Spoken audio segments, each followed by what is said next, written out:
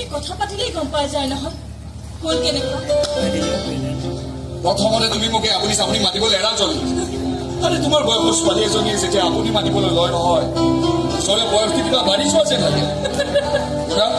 আজিৰ পৰা তুমি মোক আপুনি নহয় প্লিজ প্লিজ তুমি বুলি মাতিবা। তুমি এক্সেক্টলি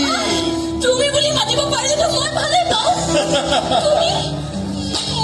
ছেকেণ্ডলি তোমাৰ প্ৰশ্ন উত্তৰটো হ'ল আৰু কিবা তোমাৰ প্ৰশ্ন উত্তৰটো হ'ল মই আচলতে কাকো বেয়া বুলি নাভাবো বুজিছা যদি সকলো মানুহে একে নহ'ব পাৰে সিহঁতৰ কথা বতৰা স্বভাৱ চৰিত্ৰ একে নহ'ব পাৰে কিন্তু তুমি যদি নিজে ভালে থাকা তেনেহ'লে তুমি সকলোকে ভাল যেনে এয়াই হ'ল মোৰ লাইফৰ ফিলচফি। পিছে এনেকুৱা হ'ব লাগিলে ফিলচফিটো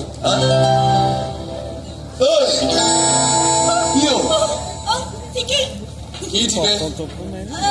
ঠিকেই মানে কিবা কৈ আছিলা নহয় তুমি মই জানিছিলো তাৰ মানে অথনিৰে পৰা মই কৈ থকা কথাবিলাক তুমি শুনাই নাই অনুকে চাই ভালে মই দেৰিকে খামগে এই মণি মণি ৰবা আমি মানে জলি আৰু মই পিকনিক এটা এৰেঞ্জ কৰিছো তুমিও ওলাবা নহয় কিমান আৰু একে পাতামকে কৰি থাকা অলপ মুকলি পৰিৱেশত ওলাই মুকলি আকাশৰ তলত মুকলিকৈ বতাহ খাই মনটো মুকলি কৰি আহিবা কি কোৱা ঠিকেইতো কি ঠিকেইতো মানে মুকলি আকাশৰ তলত কথাবিলাক ক'ব পাৰিলে ভাল হৈ দিয়াচোন ভাবোঁ আৰু কিমান ভিতৰতে সিঁচি ৰাখি মানে মানে মই